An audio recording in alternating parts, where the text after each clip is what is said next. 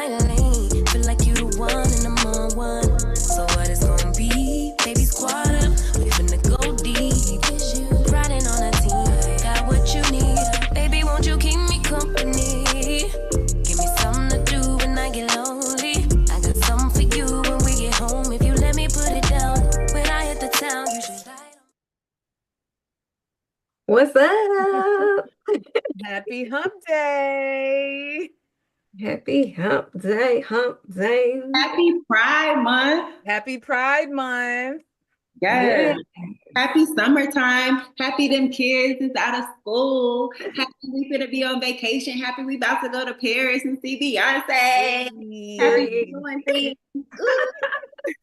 Happy everything. Like school is out. This was Elijah's last day of school. So now all of my babies are out. We made it. We made it. We made it. No, for real, we made it. Because the school year be schooling. By the end of the year, I be well out. Okay. Did y'all see the reel when you just put on anything, you throw on anything to take your kids to drop them off at the drop off? I be like that all the time, but one time I got messed up when I was dropping them off at school and I got there late. And I was like, I cannot go into school and saw him in. I look a hot mess. I had on 2 different shoes.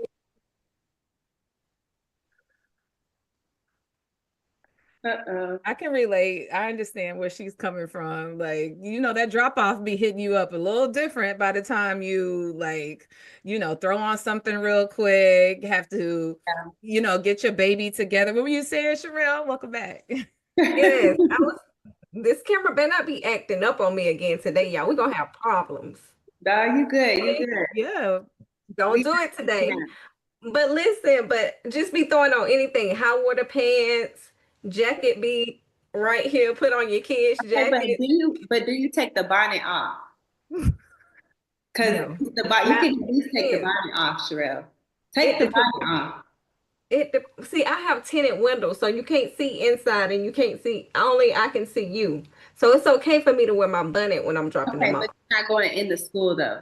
No, but I got messed up one time because it was traffic and dinner was late and I had to walk into the school, but I took the bonnet off, but I was looking a hot mess. That's all I want to know, if you kept the bonnet on or if you took it off. I take it off. All right. Good girl. It's a time and place for the bonnet. Actually, Fox's birthday was Monday. Yes, we've had a blast. Fox is 7 years old, y'all. 7 is insane. 7-year-old. He's not my baby anymore. He's a grown man. So cute. He loves airplanes. There's currently like 50 million paper airplanes laying around my house right now. Everybody bought him the same thing. They're like, what does he want? I said he likes airplanes. Everybody bought him the same airplane book where it teaches you how to fold the airplanes up. Like, he just been killing it. Oh, he's gonna love that. Paper airplanes everywhere. There's an airport cafe over by Fort Lauderdale Hollywood Airport. Yeah, I heard of that. I need to take him over there. You can see the planes land and it's memorabilia, all that fun stuff over there. Yeah. But y'all, speaking of babies, I had this very interesting conversation with a friend of mine. And she was just discussing, like, she had a baby a little later than age than, a lot of women. And she was just talking about how her and her friends have had a lot of discussions about, how they're going to have babies if they don't have a partner. And it was like a really, it's something that I never really considered, because I, luckily, I'm blessed and I haven't had to be in that position. But it's a real thing, like women, and not just women, people of the LGBTQ, ABCD community, they also are getting very creative with the ways that they are expanding their families. Mm-hmm. And so that's our first topic of the day, ladies. I want to talk about fertility treatments. They've come such a long way. There's IVF, IUI, egg freezing, egg sperm donation, surrogacy. And the technology is just crazy these days. Couples, including the LGBT community, are, they're looking for more creative ways to become parents. So I have some questions that I want to discuss. Are modern fertility options a blessing or turning into a luxury only rich people can afford? Because it's pricey, y'all. Yeah. I would say it's both. It definitely is for the wealthy, but at the same time, people are, mortgaging homes, saving up because their dream is to have a child. So by any means necessary, they're doing it. I do know a girlfriend who is what's called a single mom by choice. And she did not have a partner. And she was like, look, I want to have a child. I'm doing great in my business. I don't have a partner, but I can go get some sperm. So like, and The not sperm only is does she have abundant. one child, yeah, she has one child. She was getting into a particular age where she also was gonna like, it was like, should I freeze my eggs? Am I waiting for this partner? But she was like, I'm ready. I can take care of these children.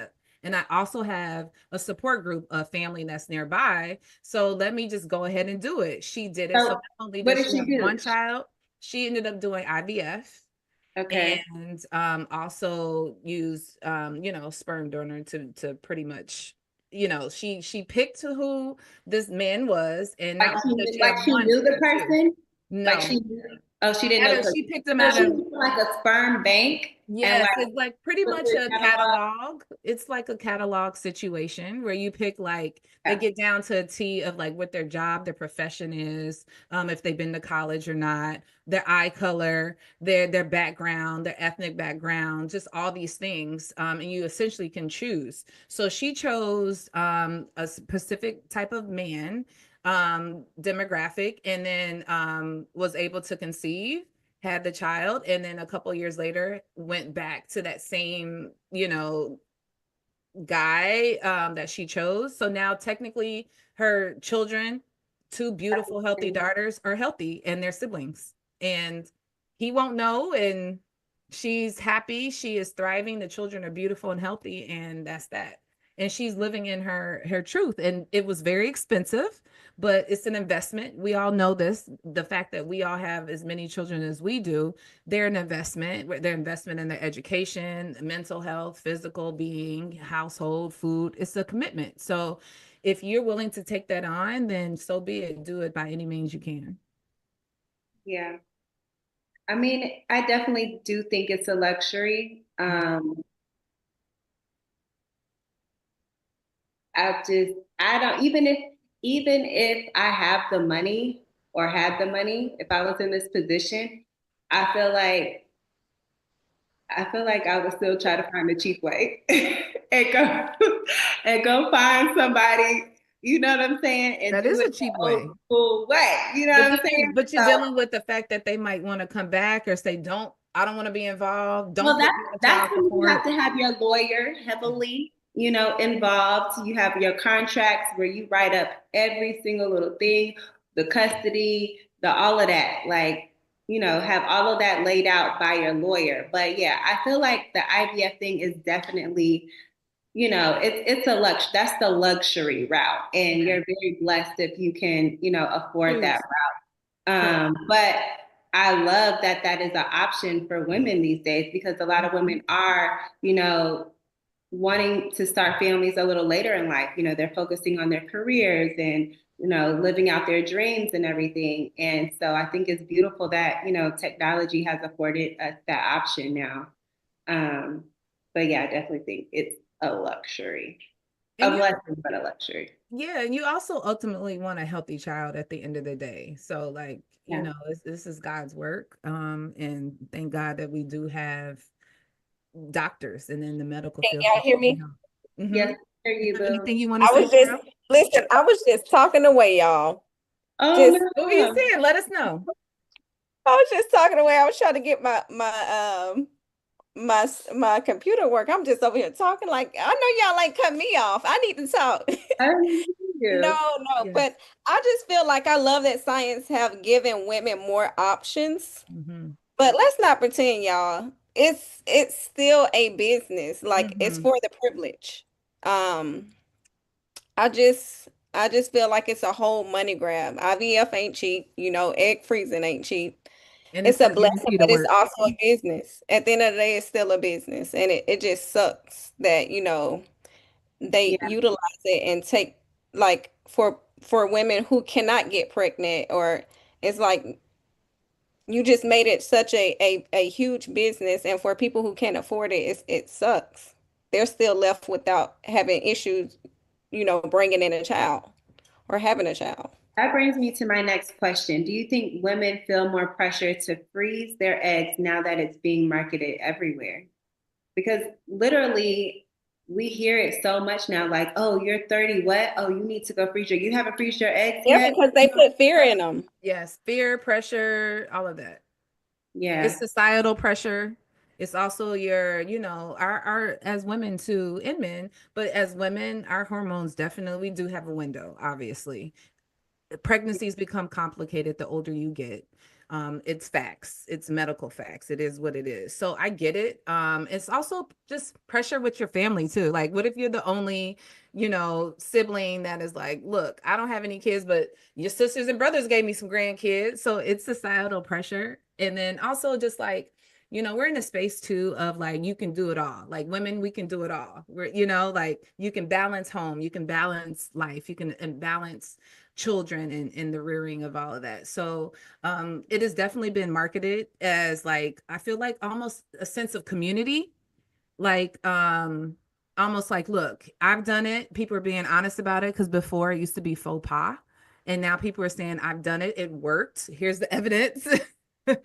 And it's those that have tried to conceive that cannot, so they're like, look, this worked for me, and now we have this child that we tried using my egg and his sperm, and somebody carried it for us. So the options are definitely there. It is definitely it is a money grab, it is a business, like Sharelle said. I agree 100%. But the good thing is, it does work. So you can see your evidence of your investment now in this child, because people long to have a family and people long to have children. So it's an option. Definitely being marketed. The other side of that, is why are we having so many fertility issues now?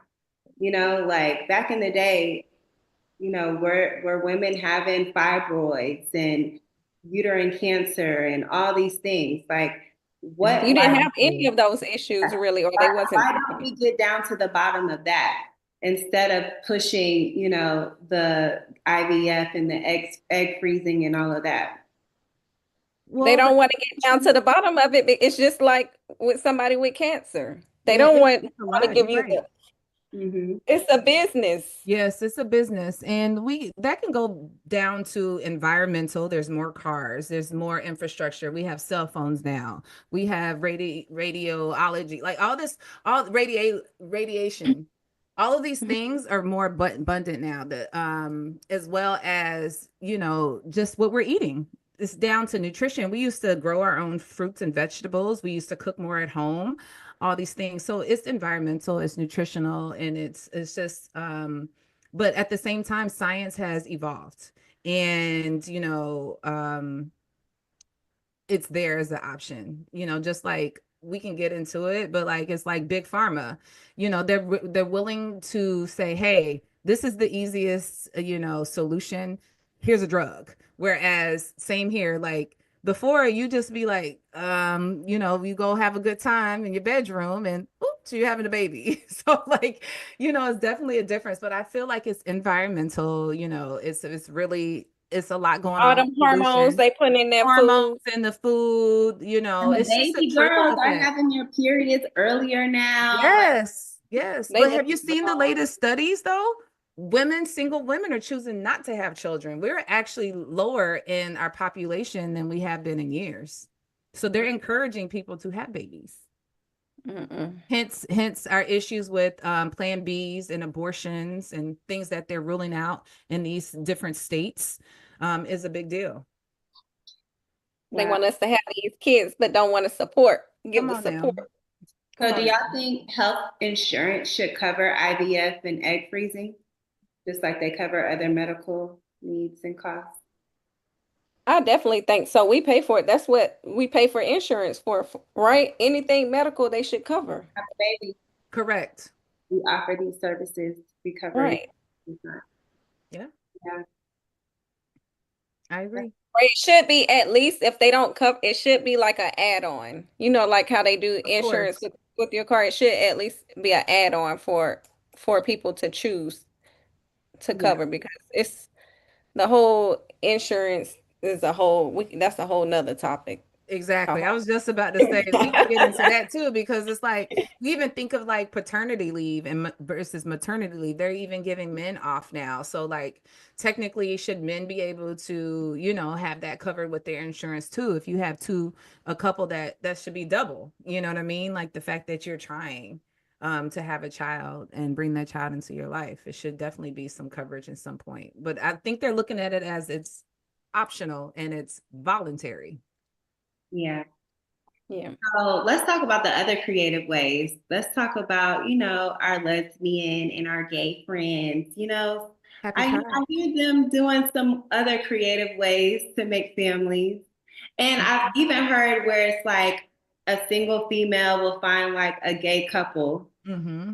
and they both like that they both give each other babies basically.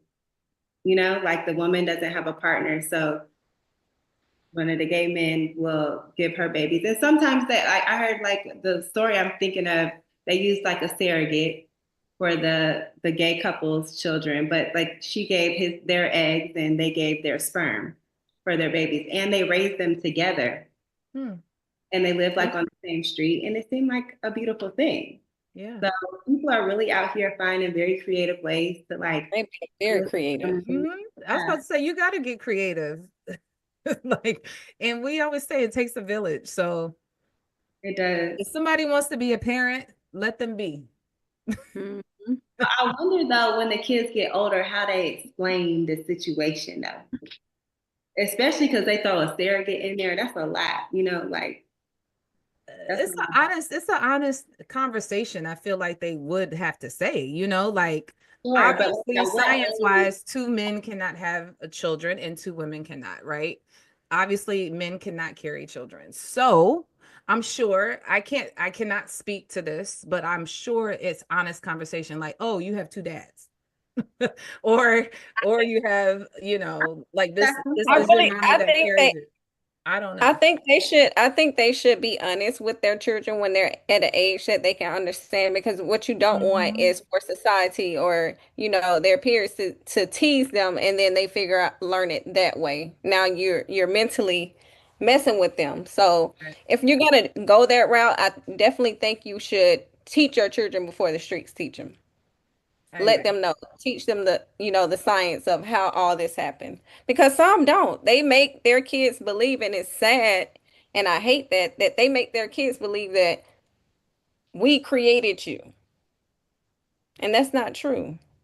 And now your child is in school and they see their parents come to the school and now they picking on like you don't have a mother or you don't have a daddy or this that and third. Like, kids can be It's a mean. very, very, Very. So it's definitely important that, they teach them the truth about what's going on. yeah. It's interesting though. And I have a best friend who always said that if she, doesn't have a man by, I don't know, like, or if she doesn't have a baby by 40, her and her gay bestie was gonna have a baby together. And I think that's beautiful to, Mhm. you know, have somebody in your life that you would want to bring a child into this world with, Yeah, Yeah. because it's big responsibility. them romantically. Yeah, you can definitely do it. We're very capable. Okay, I but think, oh, go ahead. no, go ahead, Ashley. I was going to ask this next question. I was going What? to, for lesbian couples that are doing reciprocal IVF, should they pick who carries the baby based on health or who wants the experience? Based on health. Actually, so I had a close friend, high school friend. We were actually we played basketball together all throughout, middle school, high school. Um, her and her wife, she was the stud, and you would think that I don't know the terminology with all this. I just know she was like The masculine one? the masculine one, and the I think it wife is couldn't. stud. The wife couldn't have babies, so she ended up she carrying the baby because of her health. So I definitely would go with health. I can't Health. hear you. Can you hear me? Yeah, you said go with health. I would definitely go with health. They should definitely go with health. Because Okay. I'm sure my girl, I'm sure she did not want to go that route, but it was she said it was a beautiful experience after Yeah. it happened. Yeah. I can't imagine, but have y'all heard the conversation about, how they want to change the terminology about only women can have a baby? Because, like transgender women, they don't want to call it a uterus anymore or something like that. Like they're trying to call breast, chest, like it's not breast milk or I don't know. It's like they're trying to change all the terminology now. Have y'all heard about it? No, but it's gonna be breast for me. It is what it is. For me, I don't know how can you change what people have said for all of these years, and they're teaching anatomy to our young children too, and I mean, the medical terminologies are embedded, and people have been to school, and scholars are teaching this for years. They just need to stop. It's just in the community. So in the community, you can call it whatever you want to do, but it should not be pressured for us. Call it what you want to call It's it. going to be a uterus because medically, that's what it is. And Stop trying to change science. yeah, we can't do that respectfully. We just can't. We can't say, hey, guys, after all these years of research, we said is this. Okay, you can say that in your community. That's fine. But you can't It's getting change this. it comes to a point where you just got to stop, draw a line now. And I'm just being not fair.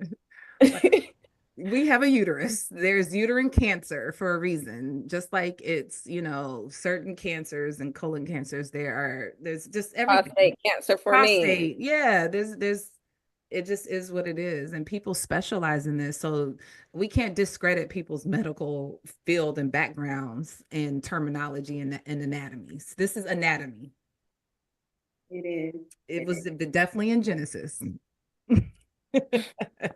Yeah, well, I'm all here for people creating their families however they got to get it. However you live, get it, okay? Same. Yeah. So let's move on to our next topic, which is co-parenting without romance. So more people are choosing to co-parent without a romantic relationship. Sometimes friends, exes, or even platonic partners team up to raise kids. But how stable is that for the child? Can it work long term, or is someone bound to catch feelings? Could you co-parent with someone who you've never been romantically involved with? I think it can work if both people are fully mature on the same page. But yes, a lot of people ain't built like that. correct. The moment somebody start dating seriously, feelings change, boundaries get blurred real quick, and then it's a whole mess. I agree. So you have to be fully mature to be able to go that route. I agree. And it's up to you, Sharelle. I agree. It is very much, it's a mature thing because technically now you are splitting households, you're splitting time, it's like, especially when it used to be romance too. That's a hard thing too, because not only are you getting over a relationship that failed, you now have to parent really forever with this person that you love, that you had respect for, that you used to lay next to. And when other people are starting to now be involved with significant others, and you're starting to send your children over to a household now that has another presence, and vice versa, that becomes a whole nother level of trying to adjust. And that's another thing that affects the children, but was never their choice. So like at the end of the day, it's like, to me, we have to think about the children, what makes them comfortable, talking to them, being honest, and really hearing them, because ultimately they're the ones being passed back and forth like a tennis ball. And my children, for example, are learning that my rules are definitely different than being at their father's home. So with that being said, it is tough, it is difficult, but I'm like, look, this is your new reality. This is our family dynamic. There's two households. And yes, your father has a female that is around. I'm still your mother. It's not going to change. And potentially there will be a man around too. So you're going to have to understand that is that this man is not coming in to take your father's place, but this man is here to heal my heart, heal my spirit, and be there for me to make me healthy, to be a better parent for you. So life moves on. People break up, people go, but I feel like feelings can end. It's definitely what Sharelle said. It's the maturity on both sides. And, there's the flirtation is still there, and it can be because think about it. You were at one point like in love with this person or had time with this person enough to where you're intimate with this person. And God really did want y'all to be together forever. It just looks different. It's not in the same household, or it might not be in the same, under the same roof, but it's definitely a connection that has to be respectful and has to be forever, because it's graduations, it's grandkids, it's weddings. I'm going to be at everything. So you're going to have to get used to seeing me, and it is what it is. So I actually welcome the co-parenting because now I have help. I have time to like focus on other shit. You know what I'm saying? So go be with your dad. And then when you come home, you can appreciate being home with me. I think, and definitely with this type of situation, when you choose to go to this route, you have to love your friend, whoever that was, but you have to protect your child, and contracts should be in place with situations like that. I agree, Sharelle. I agree. Is intentional parenting with a friend better than raising kids in a toxic romantic relationship? Absolutely. Who wants to? Yes. Yeah. I don't want it. Okay, what happens if one person moves on and gets into a serious relationship? Does the co-parenting dynamic get messy? It shouldn't get messy.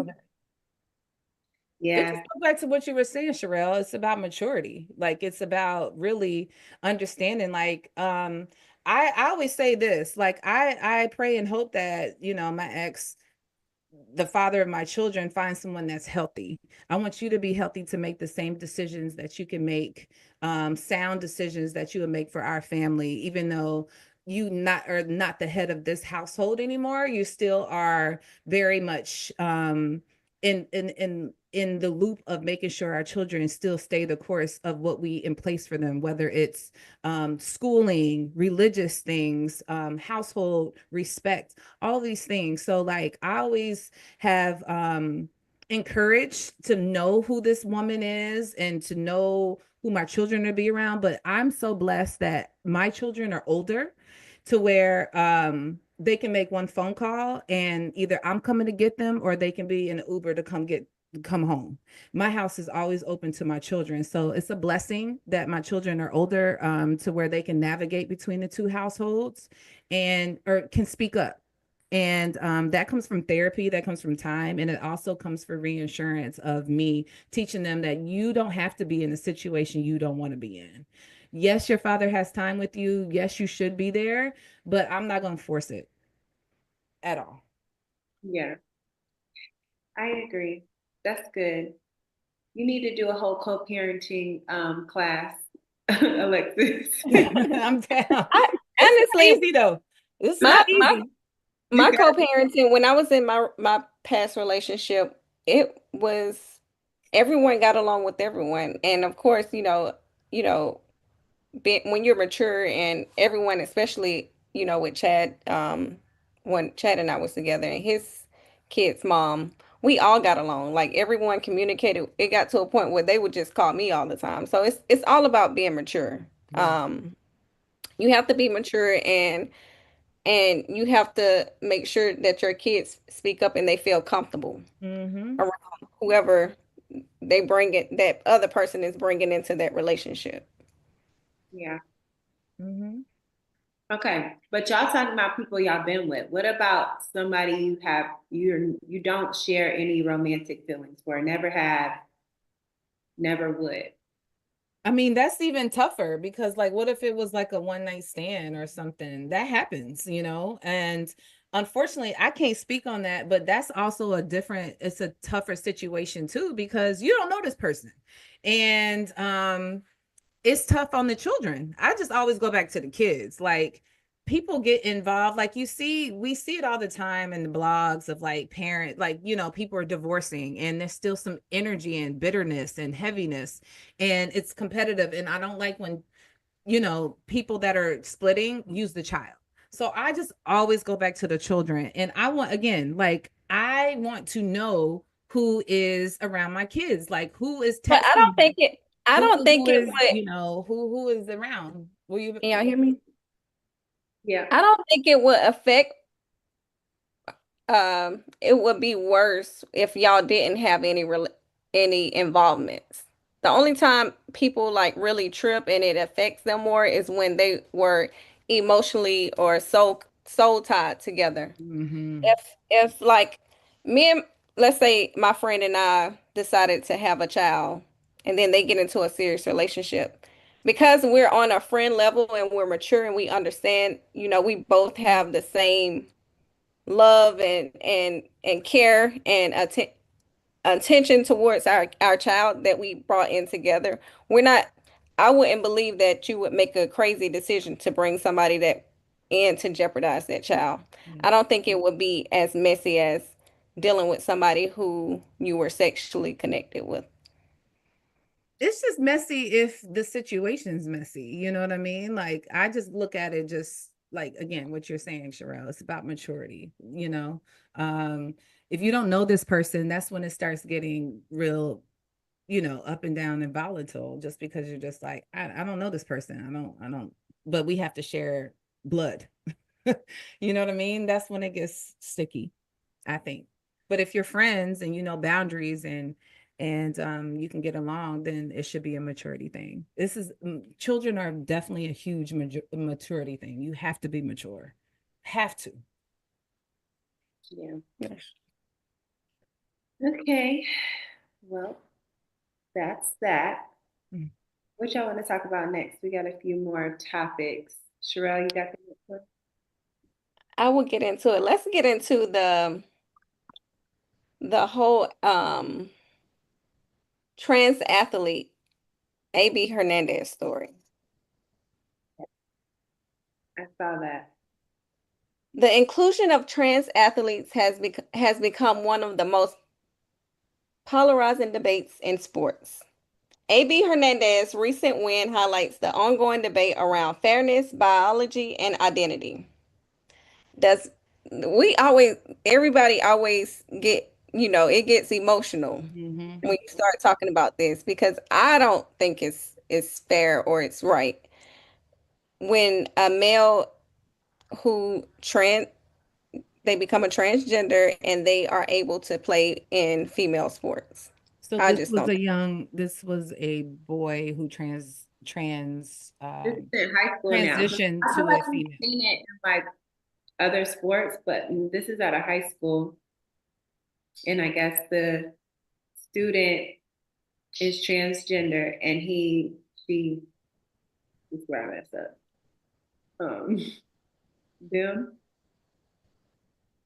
So got first place okay. with a female first place runner. Like they tied, or they just kind of put her in her own category? Um, no, I don't know if they tied. They just said that they shared the podium at first place. That's what they said. And yeah, so this is like one of the first times we're seeing it in high school, and they got a lot of backlash for it. And so people are, they're in an uproar. The parents are in an uproar. It was on the news.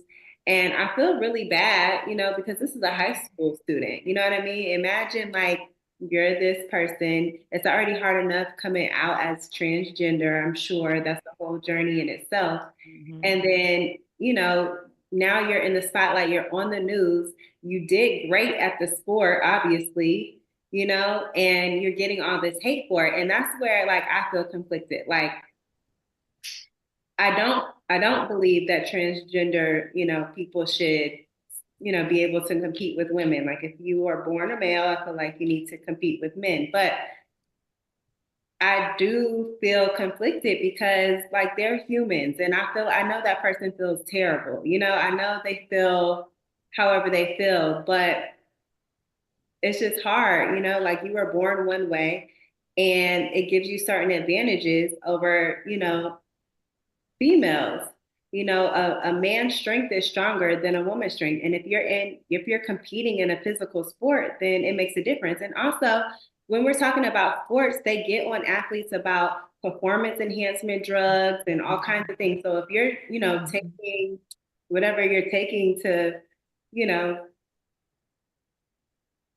what do you testosterone or your estrogen or these So hormone I feel treatments. like they should treat that in the same manner. If an athlete isn't supposed to be taking anything to enhance them or change them biologically, then I think that should be the same rule when it comes to, transgender people. Because I mean, unless they're not taking anything, but I feel like in this situation, it might be that. I respect everybody's identity, but we can't act like biology doesn't exist. If you went through male puberty, I can't even, I'm tongue twisted. You do have physical advantages, and I Yeah, just if feel you're like taking hormone therapy, that's Hormone blockers, all of yeah, that. that's changing yourself biologically. Just like if an athlete wanted to run faster and they took something to that changes you, and that's not allowed. So how can one be allowed over the other? I don't agree with that. yeah. Yeah, that's tough. As a mother that has athletes, each of my children compete. It's definitely a tough situation. And there was a child that was played against my daughter and competed against her in girls basketball. So the parents weren't in an uproar about it. But at the same time, it is kind of low key forcing teammates and who are more aware and are more like of a team, the community for them. But the opponents, it was concerning for my daughter and her teammates. It just was new, and so this is something now that we have to talk about and explain. But I have noticed that our children are more aware and more open and more enduring with what's going on in the times. They're more educated. They know about the It's TikToks. just our generation that's tripping, and like the But kids. And our generation ahead of us too, the elders really don't get it. But like, I don't think it's fair. I definitely think that it is an advantage, exactly what you guys are saying. I don't know medical research. I only know from like what I've read and things like that. But I don't condone the bullying. I don't condone the heaviness that comes with it because they are, like you said, Ashley, they're dealing with so much. But where do we place them? Where do they go? But Is there a you league? know what? Is there, what do we do? Yeah, I was just about to say that, Lex. What should happen, we should be they should be 10 steps ahead and create, okay, if you allow a transgender to compete with, they should create their own division or league to alleviate all the, like, for somebody who fought hard and trained so hard, like at the end of the day, a woman can never be stronger than a male. Genetics, it shows, like they're gonna always be. So there needs to be some type of division or something to allow them to compete. And there is a reason why there's, like, let's use tennis for example. There is women's tennis, and then there's men's tennis, and then there's like mixed doubles or something like that. So like it's been already put in place. And then going back to like what's required, look at it on the Olympic level. Most athletes want to make it. That's the ultimate goal, is to make it to the Olympics, right? If that's your sport, you are the best in the world. So obviously if things are banned on that level and questionable, then it does trickle down to, again, going back to what you were saying, Sharelle, like you trained hard and worked hard. And I believe if this is the same young lady that we are talking about, I think she ended up getting first place because she did well in her division, but they did not knock the other girl from getting first place. So I don't think they tied. I think it was like, look, since it's this state, we do allow it, because I think it was California. I think it turned it into, and correct me if I'm wrong, but I think it was like, well, since she's kind of in her own division, how does she do compared to the numbers? But we're not taking away first and second and third place, you know, the gold, the silver, and the bronze from the ladies. If you're identifying as this, I think they kind of like you know, made it to where she at least has some kind of pride in her own way. Well, that was good if they did it that I way. think that's what it was. Like them making their own league. I think at first it kind of sounds outlandish, but I mean, they made a league for, you know, disabled people. Mm-hmm. You know, they made the Special Olympics and stuff like that. So I think that there's definitely like room for that, growth for that. Like I could see that happening in the future, you know? And the pride community, they gonna go for it. You know what I'm saying? Like people will put money behind it. So I could see it happening. But when you said it at first, I was like, nah, they're not gonna do that. But actually, when I thought about it, But it's not a bad thing. It's actually no, I don't think it's bad. I don't think it's bad. I was just thinking about it logistically, you know. But they could do I think it's just tough though, because you know, unfortunately, in our democratic nation, it's per state too. You know, where things are legal, where things are illegal, where you're not allowed and you're allowed. So it's just all over the place to try to get it on a federal level. But I think a league would be great. But they better get it together. Get it together. Yeah. Lex, what we got for the Humble Baddies mail, girl? Oh, let me look. It's about that time. Let me get to it. Okay. All righty, here we go. All right, here we go, ladies. My husband's work wife is crossing the line. Why? Dear Humble Baddies, my husband has this work wife, quotes, you know, that one female coworker who's always a little too close. I try to be the cool wife and not be insecure, but lately it's getting out of hand. She sends him little gifts to his office. She texts him after hours, just checking in. She even baked him a whole damn birthday cake. She said, damn, I did not.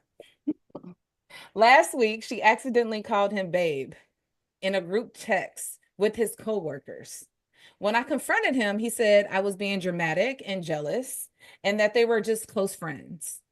Am I crazy, or is this woman doing the most and disrespecting my marriage? Signed, a wife who's about to pull up, quote unquote. Okay. Listen, you are not crazy. She's bold and her ass is disrespectful. You texting after hours, you baking birthday cakes, calling your man baby. That's not a friendship, boo-boo. That's emotional cheating with sprinkles on the top. Exactly. She definitely put her foot down. She definitely needs to pull up on sis. And set boundaries. That's it too. Absolutely. That's another thing. Absolutely. That's what I was about to say. Like, what is he doing? He's just accepting all of this because she seems very comfortable. He's gaslighting her. He's allowing this. He's making her comfortable enough to do all these things, and that's a problem. And it's a thin line. She's overreacting.